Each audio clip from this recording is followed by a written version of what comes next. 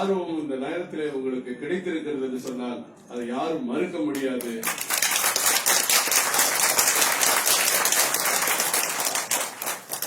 அத்தகைய உத்வேகத்தோடு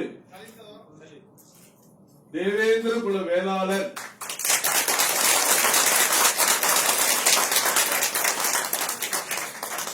ஒரு பெயர் ஒரு சமுதாயத்திற்கு இதுவரை நம்மால் பேசப்பட்டது, நம்மால் செய்திகளாக ஆக்கப்பட்டது, நம்மால் போஸ்டர்களிலும் நோட்டீஸ்களிலும் அச்சிடப்பட்டது. ஆனால் இந்திய அரசியல் வரலாற்றில் ஒரு சட்டத்திலே இடம்பெறுகிற ஒரு வாய்ப்பை இன்றைக்கு இந்த இந்தியா கண்டிருக்கிறது என்று சொன்னால் இத்தகைய அறிவிப்பாக தான் இருக்கும். பாரத பிரதமர் நரேந்திர மோடி அவர்கள் சென்னை விழாவிலே நேரு விளையாட்டு அரங்கத்திலே அரசு திட்டங்களை பற்றியெல்லாம் பேசிய பொழுது தேவேந்திர குல வேளாளர்களை பற்றிய பெருமைகளை எடுத்துச் சொல்லி, நான் நரேந்திரன், நீங்கள் தேவேந்திரன் என்று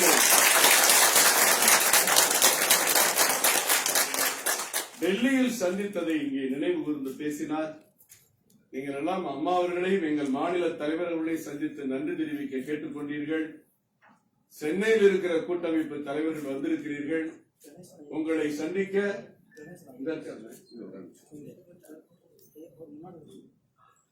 எல்லாம்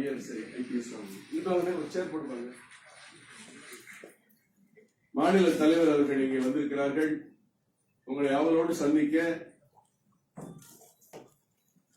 பாரத நாட்டினுடைய ஒரு தலை சிறந்த பெண்மணியாக இன்றைக்கு விளங்கக்கூடிய நமது மாண்புமிகு நிதி அமைச்சர்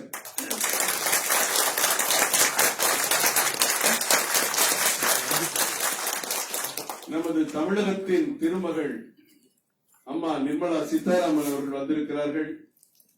எங்களுடைய மூத்த தலைவர் ஐயா இலா கணேசன் அவர்கள் வந்திருக்கிறார்கள். அதே போன்று ஓய்வு பெற்ற ஐஏஎஸ் அதிகாரி, தமிழக அரசில் பல்வேறு துறைகளில் பணியாற்றிய ஐயா PA ராமையா அவர்கள் வந்திருக்கிறார்கள். அதே போன்று ரிட்டையர்டு IFS அதிகாரி டாக்டர் இருளாண்டி அவர்கள் வந்திருக்கிறார்கள். அதே போன்று நம்மோடு நம்ம இயக்கத்தின் மீது அதிக பற்றும் பாசமும் கொண்ட ரிட்டையர்டு IRS அதிகாரி திரு கணேசன் அவர்கள் வந்திருக்கிறார்கள். உயர்நீதிமன்ற வழக்கறிஞர் மனோகர் பொன்ராஜ் அவர்கள் வந்திருக்கிறார்கள். அண்ணா பல்கலைக்கழகத்தில் துறை தலைவராக விளங்கிய புரொஃபசர் ஜி உமாதேவி அவர்கள் வந்திருக்கிறார்கள். சென்னையில் இருக்கிற கூட்டமைப்பு சங்கத்தினுடைய முக்கிய நிர்வாகியும் வழிகாட்டியுமான former chief engineer Tamil Nadu government Thiru Sellathurai அவர்கள் வந்திருக்கிறார்கள். ஸ்டேட் பேங்க் ஆப் இந்தியா அசோசியேஷனுடைய தலைவராகவும் தேவேந்திர பேரவை தலைவராகவும் இருக்கக்கூடிய சந்திரன் வந்திருக்கிறார்கள். சென்னை தேவேந்திர குல சங்கங்களுடைய கூட்டமைப்பினுடைய தலைவர் TKR குருசாமி அவர்கள் வந்திருக்கிறார்கள். அதே போன்று முன்னாள் IG வடிவேல் அவருடைய மகள் மரியாதைக்குரிய ரேவதி அவர்கள் வந்திருக்கிறார்கள். பேராசிரியர் பேச்சுமுத்து அவர்களும் இங்கே வந்திருக்கிறார்கள். மற்றும் இருக்கிற அனைத்து பாஜக நிர்வாகிகளையும், இங்கே வந்திருக்கிற எல்லா சங்க தலைவர்களையும் பெயர் சொன்னால் நேரமாகவும் என்னால் 35 சங்கங்களுடைய பட்டியல் இருக்கிறது. அனைவரும் நீங்கள் மாநாடு நடத்திருக்கிறதாக தலைவர்கள் சொல்லியிருக்கிறார்கள். சென்னையில மட்டும் 10 லட்சம் பேர் திரண்டு ஒரு மாநாடு நடத்துவதாக அறிவித்திருக்கிறார்கள். எங்கள் தலைவரோடு சேர்ந்து நாங்கள் எங்களுடைய தலைவருடைய வழிகாட்டுதல்படி என்ன உங்களுக்கு ஒத்துழைப்பு தர முடியுமோ நிச்சயமாக தருவோம். மரியாதைக்குரிய அம்மா அவர்களும் மாநில தலைவர்களும் பேசுவதற்கு முன்பாக உங்கள் அனைவரின் சார்பாகவும் பேராசிரியர் பேச்சுமுத்து அவர்களும் சந்திரன் அவர்களும் ஆளுக்கு 2 நிமிடம் பேசும்படி தலைவருடைய அனுமதியோடு கேட்டுக்கொள்கிறேன்.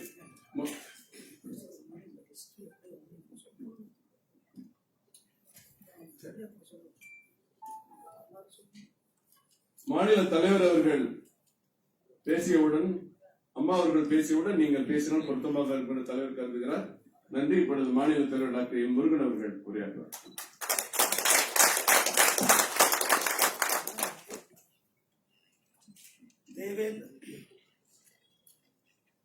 தேவேந்திர குல வேளாளர் ஒரு மிகப்பெரிய பெருமை படைத்த இந்த பெயரை மீட்டெடுத்த வரலாறு பாரதிய ஜனதா கட்சிக்கு இருக்கிறது என்றால்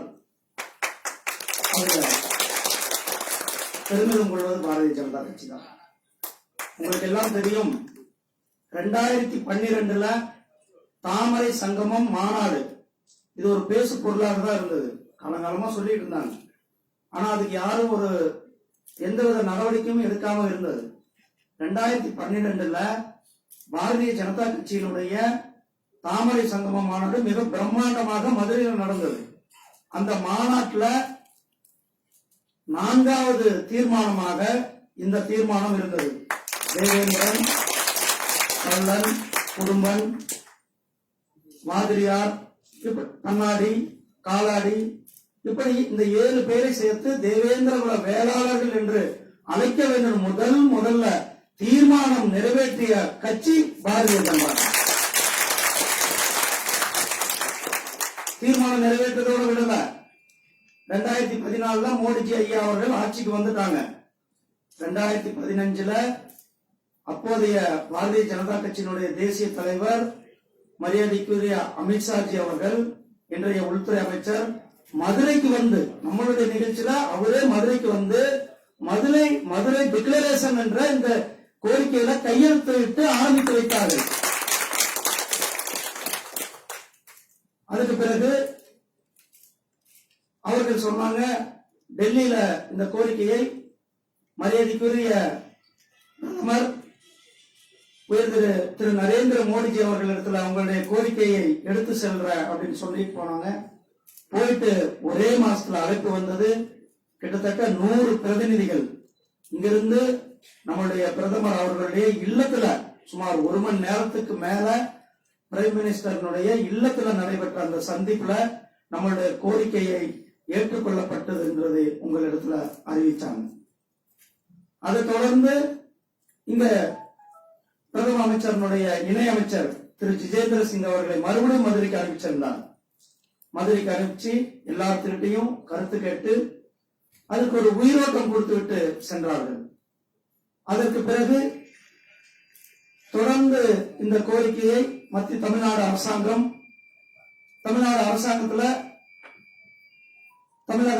அந்த ஆய்வறிக்கை, மானுடவியல் ஆய்வறிக்கையை சமைச்சு வச்சாங்க. அதே நேரத்தில் இது உடனே பட்டியலின ஆணையத்தில் அப்போதைய துணைத் தலைவராக இருந்த நான் இந்த வழக்கை எடுத்து இதை நம்மளுடைய பொதுமக்கள்கிட்ட கருத்து கேட்டு இது வந்து கொடுக்கணும் அப்படின்ட்டு பரிந்துரை கொடுத்துட்டு தமிழ்நாடு அரசாங்கம் கொஞ்சம் டிலே பண்ணிட்டு இருந்தாங்க. அது நமக்கு எல்லாம் தெரியும். அப்போ தொடர்ந்து நம்ம தமிழ்நாடு அரசாங்கத்துடைய சீஃப் செக்ரட்டரிக்கு நம்ம தொடர்ந்து சம்மன் அனுப்புற விளைவா ஹன்ஸ்ராஜ் வர்மாவுடைய கமிட்டியை அமைச்சாங்க.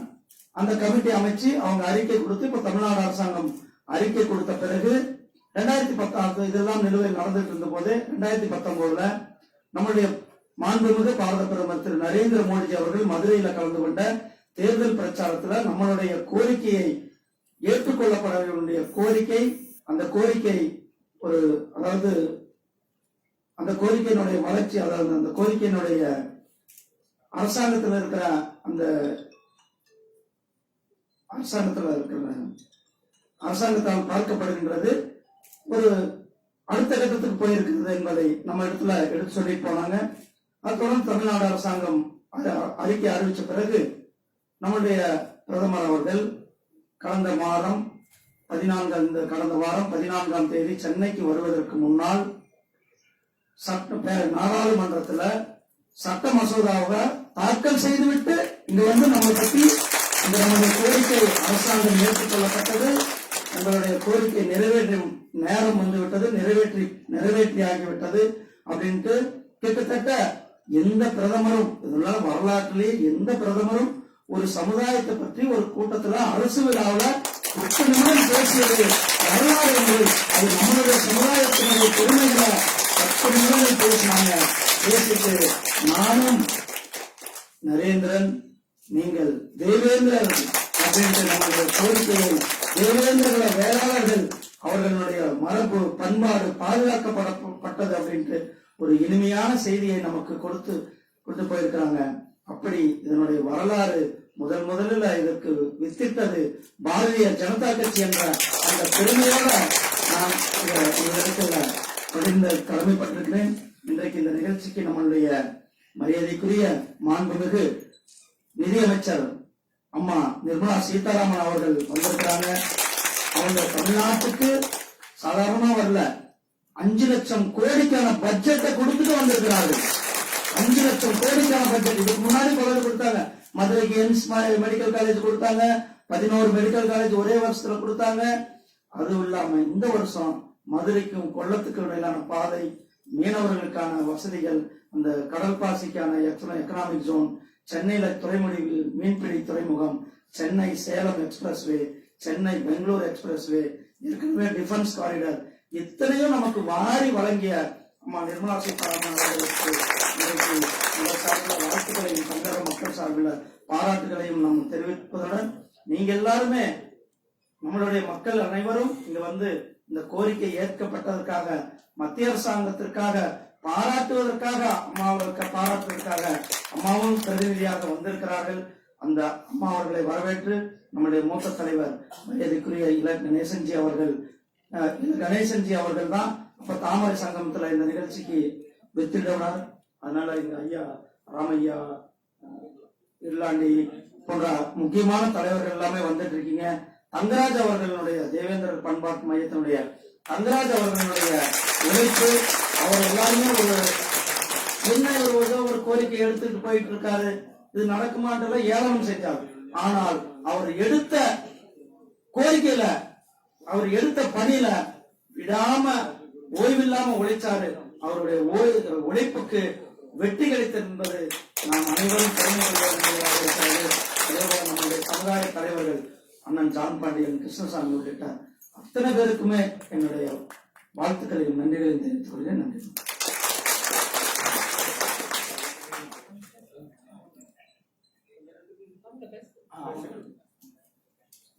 பேராசிரியர் பேச்சு புத்தகர்கள். அனைவருக்கும் வணக்கம். இந்த நிகழ்வு கடல் வெள்ளம் போல தேவேந்திர குல வேளாளர்கள் திரண்டு இருக்கக்கூடிய ஒரு மாபெரும் கூட்டத்தில் நடக்க வேண்டிய ஒரு நிகழ்வு. அதனுடைய முன்னோட்டமாக தொடக்க புள்ளியாக இந்த நிகழ்வு நடந்து கொண்டிருக்கிறது. நம்முடைய மாண்புமிகு அமைச்சர் அவர்களுடைய பெருமைகளை யாரும் சொல்லி தெரிய வேண்டிய அவசியம் இல்லை. பாராளுமன்றத்திலே அவர்கள் ஆங்கிலத்திலே அந்த உரையை வாசிக்கின்ற பொழுது அல்லது பேசுகின்ற பொழுது கேட்கின்ற கேள்விகளுக்கு அவர் எதிர் விவாதம் செய்கின்ற பொழுதெல்லாம் பார்த்து கேட்டுக்கொண்டே இருக்கலாம் எவ்வளவு நேரமானாலும். அந்த அளவிற்கு அவருடைய உச்சரிப்பு, அந்த தெரிந்த கூர்மையான அறிவு அத்தனையும் இந்த தமிழ் மண்ணில் இருந்து அவர்கள் கொண்டு சென்று அங்கே வழங்குகிறார் என்ற பெருமை நமக்கு பெருமித்து தருகிறது. அதே போல நம்முடைய தலைவர் முருகன் அவர்கள் காட்சிக்கு எளியராக இருந்து இன்றைக்கு கடைகோடி எல்லாம் மக்களை எல்லாம் தேடி சென்று அடைகின்ற அந்த எளிய தன்மை என்பது இன்றைக்கு அந்த தலைமைக்கு ஒரு நல்ல மதிப்பை தருகிறது. ஐயா இலக்கணேசன் அவர்கள் ரொம்ப காலமாக ரொம்ப மூத்த தலைவர், எல்லா வகையிலும் நுட்பமாக அறிந்து இந்த இயக்கத்தை வழிநடத்திக் கொள்ளக்கூடிய ஒரு பெரிய தூண்களில் அவரும் ஒருவர். நண்பர் நாகராஜன் அவர்கள், நீங்கள் தொலைக்காட்சி விவாதத்திலே பார்த்திருப்பீர்கள், அவர் எவ்வளவு கடுமையாக பேசுவார் என்பதை பார்த்திருப்பீர்கள். அப்படிப்பட்ட ஒரு நல்ல சூழலிலே நாம் இந்த நிகழ்ச்சியை நடத்தி கொண்டிருக்கிறோம். உண்மையிலேயே எங்கள் சமூகத்தை ஏறத்தாழ 2000 ஆண்டு 3000 ஆண்டு பாரம்பரிய இலக்கிய மரபுகளிலெல்லாம் நீங்கள் பார்த்திருப்பீர்கள். நூற்றுக்கணக்கான பள்ளி இலக்கியங்களில் எந்த சமூகத்தை பற்றியும் எந்த இலக்கியம் இல்லாத சூழ்நிலையிலே நூற்றுக்கணக்கான இலக்கியங்களில் இந்த தேவேந்திர வேளாளர்கள் பதிவு செய்யப்பட்டிருக்கிறார்கள். மல்லர்கள் என்று, பல்லர்கள் என்று, குடும்பர்கள் என்று, தேவேந்திர குலத்தான் என்று, காலாடி என்று, கடையல் என்று எவ்வளவோ இலக்கிய மரபுகள் படைக்கப்பட்டு இருந்தும் கூட ஆங்கிலேய ஆட்சி காலத்திலே பட்டியல்படுத்துகின்ற பொழுது ஏற்பட்ட தவறின் காரணமாக இவர்களை பட்டியலில் சேர்த்தார்கள். அன்று தொடங்கியது இவர்களுடைய அந்த மாண்பினுடைய வீழ்ச்சி. ஏறத்தாழ நாயக்கர் ஆட்சி காலத்திலே மூவேந்தர் மரபினராக இருந்தவர்கள் வீழ்ந்த பின்னால் அவர்களுடைய நிலவுடைமை எல்லாம் பறிக்கப்பட்டு அவர்களை அடிமையாக மாற்றினார்கள். இது திட்டமிட்டு நடந்தது. ஆனாலும் கூட நீங்கள் நூற்றுக்கணக்கான கோயிலை சென்று பாருங்கள். எந்த கோயில் தமிழகத்தில் சென்றாலும் கூட தேவேந்திரனுடைய அந்த உதவியோ அல்லது அவருடைய நிதியளிப்போ அல்லது பங்களிப்போ இல்லாமல் எந்த கோயிலும் நடைபெறாது என்பதை நீங்கள் கண்கூடா பார்க்கலாம். அது மட்டுமல்ல, 400 கோயில்களுக்கு மேலாக இன்றைக்கு முதல் முறையாக வாங்கிக் கொண்டிருக்கார் என்று சொன்னால் அவருடைய உழைப்பில் இருக்கக்கூடிய வருமானம் அந்த கோயிலை தூக்கி நிறுத்துகிறது என்பதான் பொருள். லட்சக்கணக்கான ஏக்கர் கோயில் நிலங்களாக இருக்கின்றன. இன்றைக்கும் அறநிலையத்துறை போய் கேட்டு பாருங்க. அந்த லட்சக்கணக்கான நிலங்களை எல்லாம் இன்றைக்கும் உழவு செய்து வேளாண்மை செய்து அந்த பங்களிப்பு செய்யக்கூடிய மக்கள் இந்த ஒரு மக்கள் தான் என்பதை உலகம் என் செல்வத்திலும் எழுதிய உவே சாமிநாதையனுடைய வாழ்க்கை வரலாற்றை படித்து பாருங்கள். அவர் சொல்கிறார், எங்கள் குடும்பத்திலே எங்களுக்காக உழைத்து எங்களோடு இருந்து குடும்பத்திலே ஒரு நண்பர்களாக இருக்கின்ற அத்தனை பேருமே தேவேந்திர குல வேளாளர்கள் தான். அவர்கள் தான் எங்களுக்கு உற்ற துணையாகவும் எங்கள் உயிருக்கு பாதுகாப்பாகவும் உணவளிப்பவர்களாக இருக்கிறார்கள் என்று அவர் வரலாற்று எழுதி வைத்திருக்கிறார். உவே சாமிநாதனுடைய வரலாறு மாபெரும் வரலாறு. ஏன்னா அப்படிப்பட்ட சூழ்நிலையிலே தலைவர் முருகன் சொன்னதை போல ஒரு மிகப்பெரிய வரலாறு சொன்னாரு. மதுரை மாநாட்டிலே அந்த தீர்மானம் நிறைவேற்றுகின்ற பொழுது நான் கைப்பட எழுதுகிறது. தங்கராஜ் அவர்கள் நானும் இருந்து இந்த மாதிரி ஒரு தீர்மானம் நிறைவேற்ற விரும்புகிறார்கள். நான் ஐயா குருமூர்த்தி அவர்களிடம் பேசிட்டேன். அதை எப்படி இருக்கான்னு கேட்கின்ற பொழுது நான் கைப்பட எழுதி கொடுத்து அது அங்கே அரங்கேற்றப்பட்டது. மிகப்பெரிய பெருமையாக இருந்தது. ஆனால் அது பலருடைய பார்வையில் படவில்லை. அதற்கு பின்னால் ஒரு மிகப்பெரிய சரித்திர மாற்றம் 2015 மதுரையில் பிரகடன மாநாடு. அமித்ஷா அவர்களுக்கு முன்னால் நம்முடைய ஐயா குருமூர்த்தி அவர்கள் பேசினார்கள், நான் போன பிறவியிலே தேவேந்திரனாக பிறந்திருக்கிறோம் என்று பேசினார். நினைச்சு பாருங்க, யார் பேச முடியும்? அமித்ஷா அவர்கள் காஷ்மீரிலிருந்து கன்னியாகுமரி வரை இப்படிப்பட்ட ஒரு சமுதாயத்தை சமுதாயத்தை பார்த்ததில்லை என்று சொன்னார். பசுவை தெய்வமாக வணங்குகிறது மட்டுமல்ல, ஒரு பண்பாட்டுடைய மாபெரும் சமுதாயமாக இருக்கிறது. இப்படிப்பட்ட ஒரு சமுதாயத்தினுடைய வரலாறை நான் இன்றைக்கு தெரிந்து கொள்வதில் பெருமைப்படுகிறேன் என்று சொன்னார். எவ்வளவு பெரிய நிகழ்ச்சி, சாதாரணமானது அல்ல. அதே போல அவர் சொன்னதை போல பாரத பிரதமர் அவர்கள் 3 நேரங்களில் பேசியிருக்கிறார். சாதாரண பிரச்சனை உலகமே பார்த்துக் கொண்டிருக்கிறது. கடகோடியில் இருக்கக்கூடிய எத்தனை கனடா, அமெரிக்கா, அந்த சிங்கப்பூர், மலேசியா இருக்கக்கூடிய தேவேந்திர கூர்ந்து பார்த்துக் கொண்டிருக்கிறார்கள். இப்படிப்பட்ட ஒரு பேச்சை அத்தனை பேர் வியந்து பார்க்கிறார்கள். ஏன்? உண்மை. இந்த உண்மை என்பது வரலாற்று உண்மை. அவருடைய கல்வெட்டை எடுத்தாலும் சரி, செப்படிகள் எடுத்தாலும் சரி, அவருடைய இலக்கியத்தை எடுத்தாலும் சரி, எங்கு பார்த்தாலும் தேவேந்திரன் தேவேந்திரன் என்று இந்த குடும்பங்களுடைய வரலாறு நிறைந்து கிடக்கிறது. இந்தியா முழுவதும் குருமி என்கிற பெயரிலே இந்த சமூகம் பரவி கிடக்கிறது. உலகம் முழுவதும் பரவி கிடக்கிறார்கள். எனவே குமரிக்கண்ட பேரழிவுக்கு பின்னால் இந்த மக்கள் சிதறி உலகமெல்லாம் பரவி சென்றார்கள். அத்தனை பேர் வேளாண்மை சுமந்து சென்றார்கள். அங்கெங்கே தங்கி வேளாண்மை செய்தார்கள். இன்றைக்கு பிற நாட்டினராக, பிற மொழியினராக இந்த குடும்பங்கள் அடையாளம் காணப்பட்டு இருக்கிறார்கள். வேர் அங்கே இருக்கிறது. எனவே இப்படிப்பட்ட ஒரு மாபெரும் சமுதாயத்தை திராவிட இயக்கங்களை வைத்துக் கொண்டு கம்யூனிஸ்டை சேர்ந்தவர்கள் அத்தனை பேர்களை அடிமையாக வைத்திருந்தார்கள். தனித்தன்மையை சுட்டினார்கள். ஆதி திராவிடர் என்று சுட்டினார்கள். அரிஜன் என்று அழைத்தார்கள். தாழ்த்தப்பட்டவர் என்று அழைத்தார்கள். எவராவது இந்த சமூகத்தினுடைய மாண்பை அறிந்து இவர்களுடைய இந்த வேளாண்மை தொழிலை நினைத்து யாராவது பெருமைப்படுத்தினார்களா? அல்லது உள்ளதையாவது சொன்னார்களா? நினைச்சு பாருங்க. உள்ளதை உள்ளபடி சொன்னால் கூட பெருமைதான். ஆனா அப்படி கூட அவர்கள் சொல்ல மனதில்லை. இன்றைக்கும் கூட பொறாமையினால் இப்படிப்பட்ட ஒரு பெருமை இவர்களுக்கு இருக்கிறது என்கிற உண்மை வெளிப்பட்டு விட்டது என்கிற பொறாமையினால் அத்தனைவரும் தன்மாறிக் கொண்டிருக்கிறார்கள். நம் கைப்படையாக இருந்தவர்கள், எடுப்பார் கைப்படையாக இருந்தவர்கள் இன்றைக்கு இப்படிப்பட்ட ஒரு நிலைக்கு உயர்ந்திருக்கிறார்கள் என்று அச்சப்படுகிறார்கள். நிச்சயமாக ஒரு இந்திய வரலாற்றிலே, தமிழக அரசியலிலே ஒரு மிகப்பெரிய திருப்புமுனை உருவாக போகிறது. அதற்கு இந்த தேவேந்திரர்கள் வெற்றிருக்கிறார்கள். அதை மாற்றிருக்கிறீங்க. ஒன்றிய அரசியல ஒரு செய்தியை நான் சொல்லிடுறேன். ஒரே ஒரு செய்தி. நம்ம குருமூர்த்தி ஐயா அவர்கள் ஒரு முறை சொன்னார்கள், இந்த கூட்டணி குறித்து பேசுகின்ற பொழுது எரிகின்ற வீட்டிலே தண்ணியை ஊற்றணும், சாக்கடை இருந்தால் எடுத்து ஊத்துன்னு சொன்னாரு. தயவு செய்து அப்படி தப்ப பண்ணிடுறாங்க. அது சாக்கடை அல்ல, அமிலம் என்பதை புரிந்து கொள்ளுங்கள். அப்படிப்பட்ட அமிலத்தை சாக்கடை என்று எடுத்து ஊற்றினால் எரிகின்றது இன்னும் அதிகமாக எரிந்துவிடும். எனவே வருங்காலத்திலே மிகப்பெரிய இந்த சொந்தங்கள் எல்லாம், உறவுகள் எல்லாம் ஒட்டுமொத்தமாக இந்த பாரதிய ஜனதாவையும் அண்ணாதிமுக கூட்டணி ஆதரிச்சு அவர்கள் இதுதான் ஒட்டுமொத்த சமூகத்துக்கான ஒரு வெற்றியாக இருக்கும். எனவே நன்றியோடு நாங்கள் மீண்டும் நினைத்து பார்க்கிறோம். காலங்காலமாக நினைத்து பார்ப்பது இப்படி விடைபெறுகிறேன். நன்றி, வணக்கம்.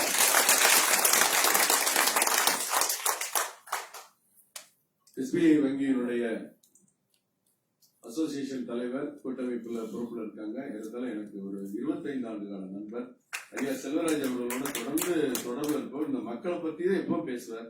சுருக்கமாக தயவு செய்து மாநாடு மட்டும் நல்லா நிறைய பேசலாம். அம்மா அவர்கள் அடுத்த நிகழ்ச்சி மேலே காத்திருக்கிறது. நன்றி. அரங்கத்தை அலங்கரிக்க வந்துள்ள எனது அன்பு சகோதரி நிர்மலா சீதாராமன் அவர்களையும், ஐயா இலா கணேசன் அவர்களையும், எனது அன்புக்குரிய அண்ணாச்சி கரு நாகராஜன் அவர்களையும், மேலாக மேலாக மேலாக இன்னும் பதவி உயர்ந்து வர இருக்கின்ற அண்ணன் முருகன் அவர்களையும் வாழ்த்தி இந்த மேடை பேச்சை நான் ஆரம்பிக்கின்றேன். பாரத பிரதமர் அவர்கள் 11 நிமிடத்திலேயே தமிழக அரசினுடைய நிலைப்பாட்டை மாற்றி அமைச்சிட்டார். வெறும் 11 நிமிடம். எந்த ஊருக்கும் போல எந்த கிராமத்துக்கும் போல மேடை பேச்சு பேசல. நேரு அரங்கத்துல அவர் பேசுறது ஒரு 11 நிமிடம். என்டையர் தேவேந்திர பூரா இன்ட்ரெஸ்டான் என்ன இன்ட்ரெஸ்டான் 6% வாக்குகள் அப்படியே ஒரு 11 நிமிஷத்துல அள்ளி எடுத்துட்டார். ஐரமிடா பிடிச்சது மாதிரி 11 நிமிஷம் என்டையர் தேவேந்திர வேளாண் பூரா குற்றப்படுத்தக்கூடிய ஒரே ஒரு பாரத பிரதமர் மோடிஜியா தான் இருக்க முடியும். அம்மா அவர்கிட்ட 2 கோரிக்கை வைக்கணும்னு நினைக்கிறேன். தேவேந்திர குல வேளாளர் மக்களுக்கு நீங்கள் பொது தேர்தல்ல நிக்கிறதுக்கு அனுமதி கொடுக்கணும். 1, எங்களுடைய கைவிலங்க நீங்க உடஞ்சாகணும். எங்களை பட்டியல்ல இருந்து நீங்க வெளியேற்றணும்.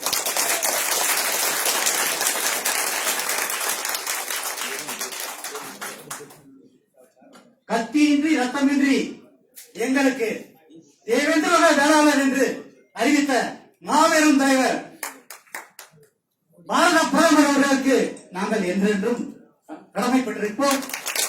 எங்களுடைய வாக்குகள் சிந்தாமல் சிதறாமல் வருகின்ற காலங்கள் எல்லாம் பாரதிய ஜனதாவுக்கே போய் சேரும்.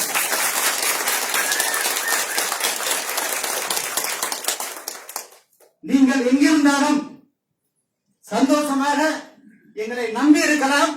தேவேந்திர மக்கள் எப்பவுமே ரிசிப்ரோகேஷனுக்கு பேர் பெற்றவர்கள்,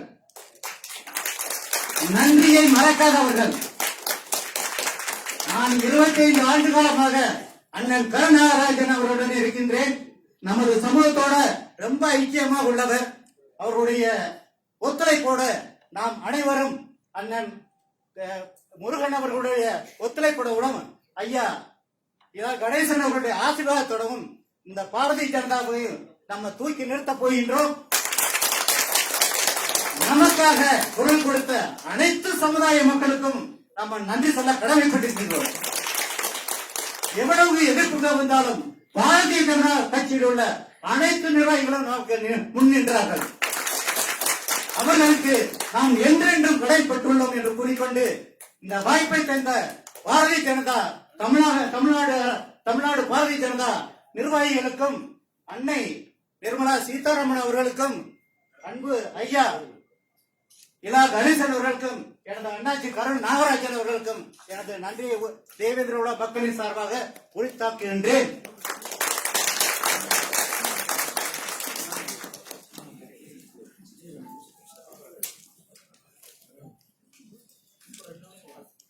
தாமரை சங்கம மாநாட்டில் முதல் தீர்மானத்தை நிறைவேற்றி இன்றைக்கு இந்த வெற்றியை பெற வைத்திருக்கிற அதன் காரணமாக எங்களுடைய முன்னாள் தலைவரும் மூத்த தலைவருமான ஐயா இலா கணேசன் அவர்கள்.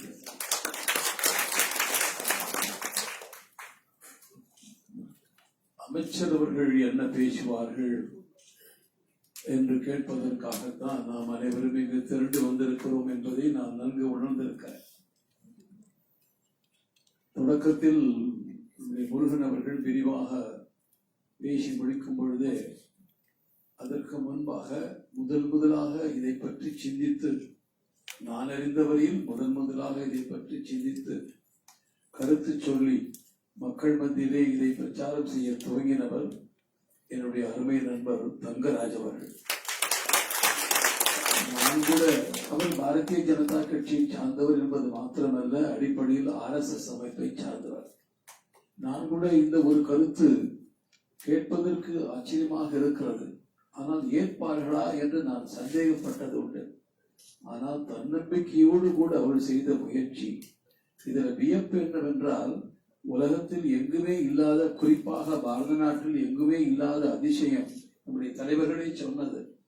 அவர்கள் என்னை இதிலே என்னை சேரு என்று கேட்டுத்தான் மனு தருவார்கள். ஆனால் எங்களிலிருந்து விலக்கு என்று கேட்க ஒரு சமுதாயம் இருக்கிறது. காரணம், வரலாற்றின்படி எந்த ஒரு காலகட்டத்திலும் நாங்கள் தீண்டத்தகாத சமுதாயமாக இருந்ததே இல்லை. கட்சிகளை நாங்கள் உழவு தொழில் செய்திருக்கிறோம், போர் தொழில் செய்திருக்கிறோம், பல்வேறு தொழில் செய்திருக்கிறோம், இதில் தெரியாமல் சேர்த்து விட்டார்கள் என்று எங்களுக்கு தன்மானம்தான் பெரிது என்று முன்வந்திருக்கிற இந்த சமுதாயத்திற்கு நான் தலைவணங்கி இவர்கள் அனைவரும் பேசிய அத்தனை பேருடைய கருத்தை வழிமொழிந்து அமைச்சர் அவர்கள் பேசுவதற்கு வழிவிடுகிறேன். நன்றி, வணக்கம். இப்பொழுது அம்மா அவர்கள் பேசுகிறார்.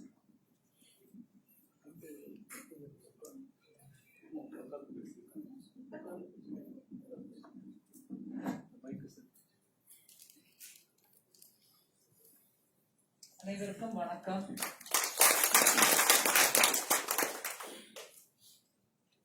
தமிழ்நாட்டுல இப்படி ஒரு நாள் வரும் நான் எதிர்பார்க்கல. பல காரணங்களுக்காக நான் அப்படி சொல்றேன். பாரதிய ஜனதா கட்சி பல விதத்துல தமிழ்நாட்டை புரிஞ்சு தமிழ்நாட்டுல இருக்கக்கூடிய ஒரு தேசிய கட்சியா வளர்ந்து தமிழ்நாட்டில இருந்து ஒரு பாராளுமன்ற உறுப்பினர் இல்லாட்டினாலும் தமிழர்களை புரிந்து தமிழர்களுடைய கஷ்டங்களுக்கு உடன் நின்று தமிழ்நாட்டில் இருக்கக்கூடிய சில தமிழ்நாட்டுக்கே உரிய யூனிக் ப்ராப்ளம்ஸ் அதெல்லாம் எடுத்து புரிஞ்சுக்கிட்டு அதுக்கு எப்படி ஏதுவா வேலை பண்ணா காரியம் நல்லபடியா முடியும்ன்றத புரிஞ்சுக்கிட்டு செயல்பட்ட ஒரு கட்சி. இதுக்கு பல உதாரணங்கள் சொல்லலாம். கட்சி இப்ப வேணா 2014 இருந்து ஆட்சிக்கு வந்திருக்கு. இதுக்கு முன்னாடி ஒரு 5 வருஷம் 6 வருஷம் அடல் பிஹாரி வாஜ்பாய் அவர்களுடைய காலத்திலையும் ஆட்சியில் இருந்துச்சு. ஆனா அதுக்கு முன்னாடி 2004க்கு அப்புறம் 10 வருஷம் எதிர்கட்சியாவே இருந்த கட்சி தான் இது. எதிர்கட்சியா இருந்தாலும் ஜனதா பார்ட்டி டைம்லயும் சரி, அதுக்கு முன்னாடி ஜனசங் டைம்லயும் சரி, என்னை விட ரொம்ப மூத்த தலைவர் இலா கணேசன் அவர்கள் இருக்கும்போது நான் ரொம்ப அதிக பிரசங்கமா பேசக்கூடாது. ஆனாலும் எனக்கு தெரிஞ்ச சின்ன விஷயங்களை உங்களுக்கு ஒரு உதாரணமா எடுத்துக்காட்டா சொல்ல விரும்புறேன். பாரத நாட்டை குறிச்சு பத்தி யோசிச்சு அந்த பாரத நாட்டுல இருக்கக்கூடிய பலவிதமான சமுதாயங்களையும் நம்ம புரிஞ்சுக்கிட்டு அவங்க எல்லாரையும் அரவணைச்சு இன்னைக்கு பாரத நாட்டை வளர்க்கணும்ன்ற அந்த எண்ணத்தோட இருக்கக்கூடிய கட்சி. தமிழ்நாட்டுல திருப்பி வடக்கத்தை பார்ட்டிங்க, அது பனியா பார்ட்டிங்க, பிராமண பார்ட்டிங்க, ஹிந்திக்கார பார்ட்டிங்க அப்படின்னு ஒரு பயத்தை உருவாக்குனாங்க. அதாவது அலட்சியமா சொல்ற மாதிரி சொல்றது, ஆனா உள்ளுக்குள்ள பயம். என்ன பயம்? நாட்டு நலனுக்காக சமுதாயத்திலேயே இருக்கக்கூடிய சில விஷயங்களை எடுத்து பேசக்கூடிய தைரியம் இருக்கக்கூடிய பார்ட்டி. மூடி மறைக்கிற பார்ட்டி இல்ல. கல்மஷமா, அதாவது வேற எண்ணம் வச்சுக்கிட்டு வேற விதமா பண்றது. நல்ல எண்ணத்தோட நல்லதை பண்ணணும், இல்ல தப்பு பண்ணணும்னு தெரிஞ்சுக்கிட்டே தப்பு பண்ணிட்டே இருப்பேன்னு சொல்லணும். ஆனா நல்லது பண்ற மாதிரி வேஷம் போட்டுக்கிட்டு நாடகம் பண்ணிக்கிட்டு சமுதாயத்துல கலவரத்தை உருவாக்குற டைப் அரசியல் பண்ணாம இருக்கக்கூடிய ஒரு பார்ட்டி. அதனால நியாயமா அற வழியில நடக்கக்கூடிய பார்ட்டிங்கிறதுனால என்னவோ இது என்னவா தயாராகுமோ என்னவோ, அதனால பயத்தை கலப்பியே தூரம் வைக்கிறது. இவங்க வந்தா இப்படி பண்ணிடுவாங்க, அவங்க வந்தா இப்படி பண்ணிடுவாங்க. திருப்பி பிராமணாதிக்கம். நீங்க நாடு முழுவதையும் பாருங்க, பாரதிய ஜனதா கட்சியோட உதாரணங்களை எடுத்து பாருங்க. ஓபிசின்னு வாங்க, நார்த் இந்தியா பேக்வர்டு கிளாஸஸ் சேர்ந்தது. அந்த கம்யூனிட்டில இருந்து இருக்கிறவங்க எத்தனை பேர் முதலமைச்சரா அந்தந்த மாநிலத்துல வந்திருக்காங்க? அவங்க எல்லாரும் பாரதிய ஜனதா கட்சி. இது பிராமன் பனியா பார்ட்டின்னு பேசுறவங்க எல்லாரையும் நான் கேட்கிறேன். அந்தந்த கட்சியில இருக்கிறவங்கள கேட்கிறேன், உங்க கட்சியில இருந்து எந்தெந்த மாநிலத்துல பிராமணர் அல்லாத பனியா அல்லாத இதர கம்யூனிட்டிகளுக்கு என்ன சொல்றது ப்ராமினன்ட் முக்கியமான பதவிகள் கொடுத்தார்கள். நம்ம காலத்துலதான் ராஷ்டிரபதி யாருக்கு கொடுத்ததுன்னு உங்களுக்கு தெரியும். இது என்னவோ அவங்களுக்கு கொடுத்து அவங்க தாழ்மையா இருக்கிறவங்களை எடுத்து போட்டு அப்படி இல்லைங்க. எல்லா மக்களுக்கும் எல்லா வாய்ப்பும் கிடைக்கணும்ன்ற அந்த ஒரே ஆதாரத்துல சங்க இலக்கியத்திலேருந்து ஒவ்வொரு செஞ்சுரியும் எடுத்து பாத்தீங்கன்னா எல்லா விதமான இலக்கணத்திலையும் இலக்கியத்திலையும் வேளாளர், தேவேந்திரர்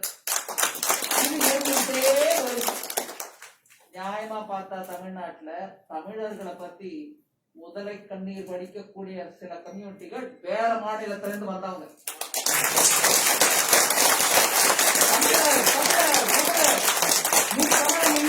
அப்படின்னு சொல்றவங்க எல்லாருமே நீங்க பாத்தீங்கன்னா கொஞ்சம் தீவிரமா ரிஷி மூலம் நதி மூலம் ஆராய்ந்து பார்த்தா பரவாயில்ல, அவங்க எங்க வரலாம். தமிழ்னு சொல்லிக்கிட்டாங்கன்னா நம்மளுக்கும் ரொம்ப சந்தோஷம் தான். தமிழை பத்தி உயர்வா பேசிட்டு தமிழனை பத்தி உயர்வா பேசிட்டு இருந்தாங்கன்னா ரொம்ப சந்தோஷம். தமிழர்களுடைய ஐக்கியமாயிடுறாங்கன்னா இன்னும் சந்தோஷம். ஆனா ஒரிஜினலா இங்க சங்க இலக்கிய காலத்திலிருந்து சொல்லப்பட்ட ஒரு சமுதாயம்னு பார்த்தா தேவேந்திர குலம். வேளாண்மையில முக்கியமா நல்ல கான்ட்ரிபியூஷன் பண்ணவங்க தேவேந்திர. அந்த பேரு தேவ இந்திரனுடைய வேளாண்மையை சொன்னவங்க. ஆனா தேவ இந்திரன்லாம் சன்ஸ்கிரிட்ல கூட வருது, அதனால நாங்களை ஒதுக்கி வைக்கிறது தான் பெஸ்ட் அப்படின்ற ஒரு சூழ்ச்சி வெள்ளையர் காலத்திலேருந்து அந்த சூழ்ச்சி இப்படி பிரிவினைவாதம் பண்ணியே ஒரு கம்யூனிட்டி இன்னொரு கம்யூனிட்டிக்கு கீழே வைக்கிறது, அவங்கள பிரிக்கிறது, அவங்கள துண்டு துண்டு போடுறது. போட்ட பிறகு ஏதோ உனக்கு நல்லதுதான் பண்றேன் பட்டியல்ல சேர்க்கிறது.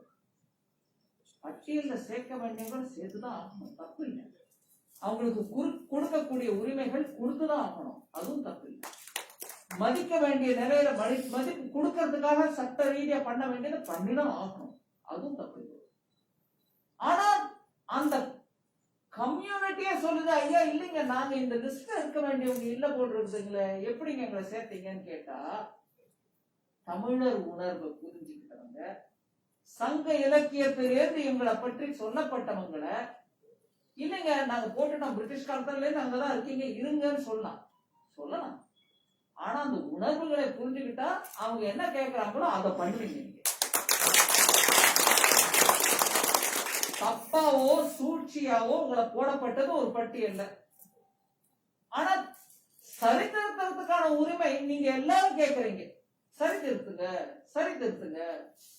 எங்க தமிழ்நாட்டுல சுதந்திரம் வந்ததுல இருந்து, பாரத நாட்டுக்கு 1947 சுதந்திரம் வந்ததுல இருந்து இருந்த கட்சிகள் எல்லாம் ஏன் இந்த பேச்ச காதல வாங்கிக்கல?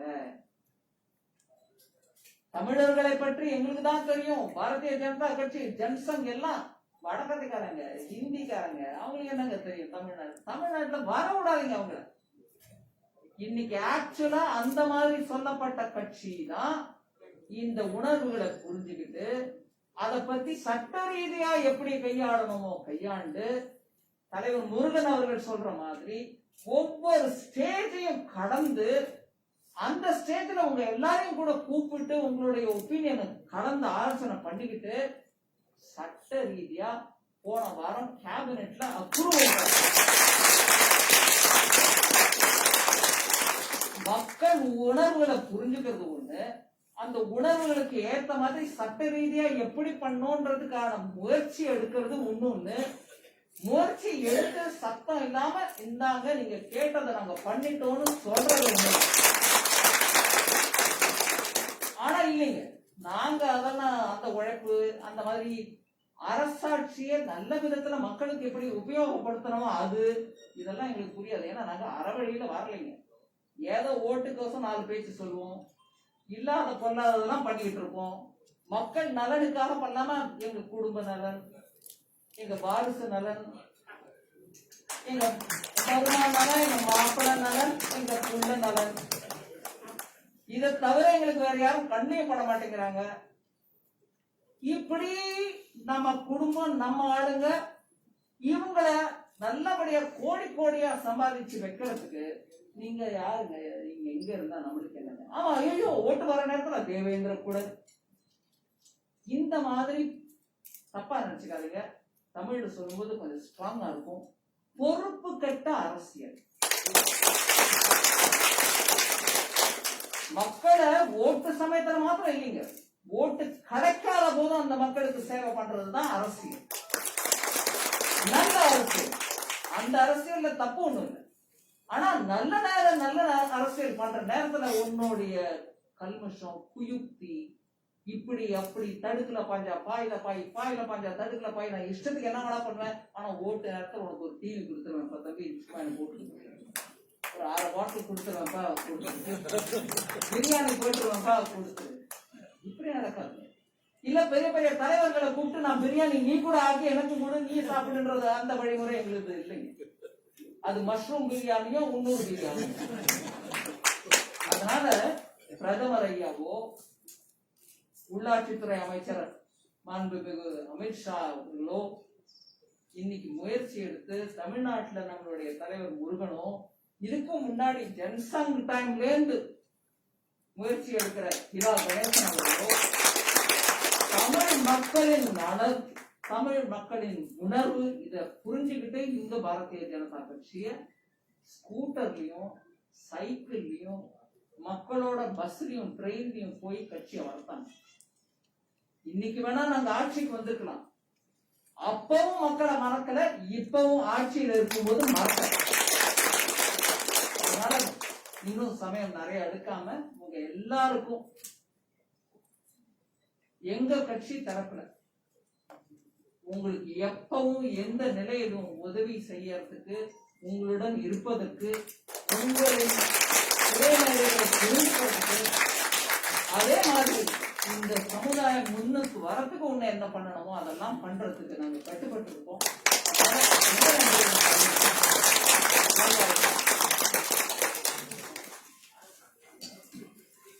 அனைவருக்கும் நன்றி. இந்த பொக்கையெல்லாம் வச்சிருக்கு, இங்க வந்து கொடுத்துட்டா அப்படியே ஒருத்தர் எல்லாம் எல்லாரும் கூட்டமாக வேண்டாம், வச்சிருக்கவங்க மட்டும் வாங்க, மத்த யாரும் எழும்ப வேண்டாம். மேடையில் இருக்கிற தலைவர்கள் கொடுக்கட்டும். இது யாரும் எழும்ப, எல்லாரும் எழுந்து இருக்கிறவங்க மட்டும் ஒருத்தர் வாங்க, எல்லாரும் வந்து கூட்டமா இருக்கு.